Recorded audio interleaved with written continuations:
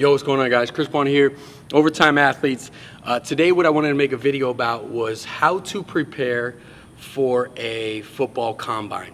Now, obviously, some of you guys at the highest level, if you're shooting for an NFL combine, a lot of you guys are typically with trainers and you actually have your own trainer. Some of you high school athletes are experiencing going to these camps over the summer. You know that kids are getting offered yearly, not even by what they do on the field, but by what they're doing in the actual camps. You hear about it all the time. Some kid put up an amazing 40. He doesn't even see the field, but all of a sudden now he's getting offered by schools. So if this is the case, why not allow yourself to be great at these particular drills? So in the off season, when you know you're going to a camp, or if you know you have a pro day, or even hell, if you're preparing for a combine, you're doing it on your own, I hope this can support you. I basically want to go over the 5 days that I'm working with some of my athletes and what we're focusing on when we're performing the actual how our days are spread out. So basically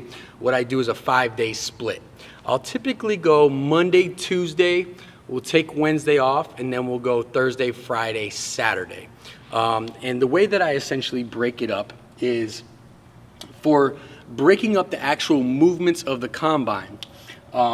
Day 1, which is Monday, we'll start off with acceleration. This is going to be the day where I'm focusing and teaching the athlete to be able to start properly, right? Because your first 10 yards is everything.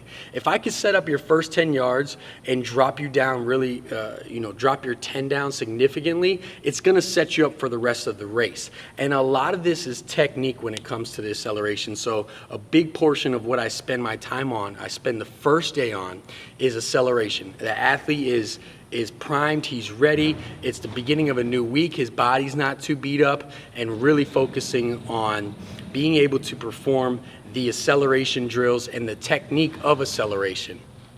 From there, after that, I'll do a lower body strength. So I'll just put this lower strength.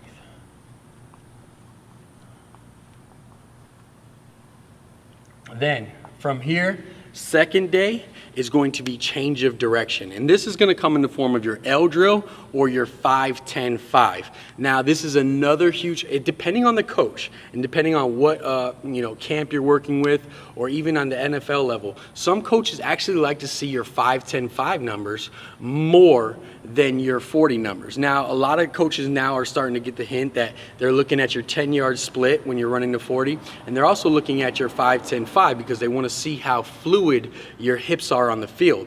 So the next one where I can see huge improvement from athletes if they just knew how to run the proper drill is change of direction, and that's basically your agility. And what I focus on here is really breaking down that movement, starting with the first 5, and then each week or each month from thereafter, implementing the next way. So if the first 3 weeks we're working on the first 5 and really teaching the athlete to stay square and be able to crossover run, from there I'm teaching them how to pivot step and be able to explode off that first turn.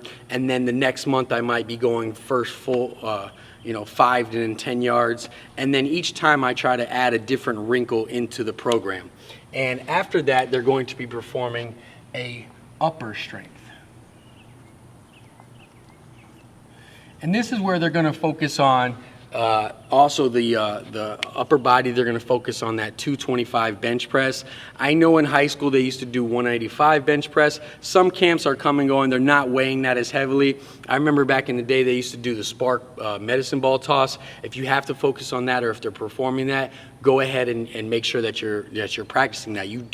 If they're giving you the drill, you want to perfect everything in practice, right? Don't just go in and wing it. Make sure that you're touching it or you're doing the actual drills, because the worst thing that you want to do is think, oh, I'm a superior athlete. Well, let me tell you something. There was athletes who were far more superior than me that I got better looks at from scouts and stuff, was because I knew how to perform the actual drill, and the clock doesn't lie.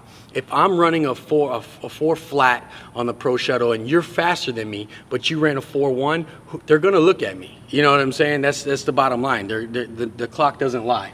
So like I said, moving on, the next day is going to be an off day. It's usually a recovery day where I spend a lot of time basically working soft tissue with the athlete, mobilizing and activating, kind of maybe building up to a sweat, and then allowing the athlete to really recover that day.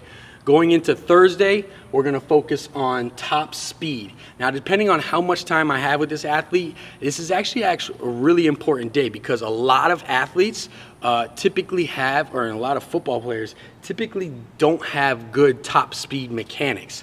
And by basically always accelerating, they often have really bad cycling through their top speed. So this is the day where I focus purely on almost 70, the first 3 phases of their training is going to be 70, 80%, no more than 70, 80% intensity, and we're really focusing on technique of that cycling.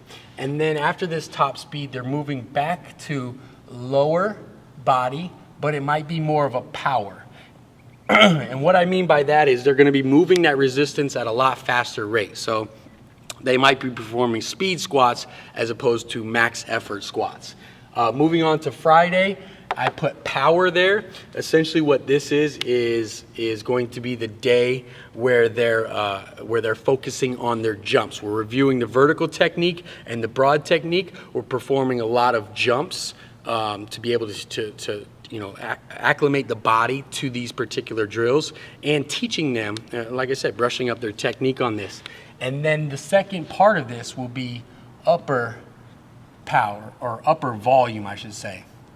So whereas I'm trying to get them strong as they possibly can here, increase their 1 rep max, because when you increase your 1 rep max, it's going to be easier for you to be able to perform the 225 drill. Here is where I'm going to focus on volume. So this is where we're focusing on muscular endurance, strength endurance for the athlete. So with that 225, they might break it down with a little bit less resistance and really focus on burning out the bench press, if you will.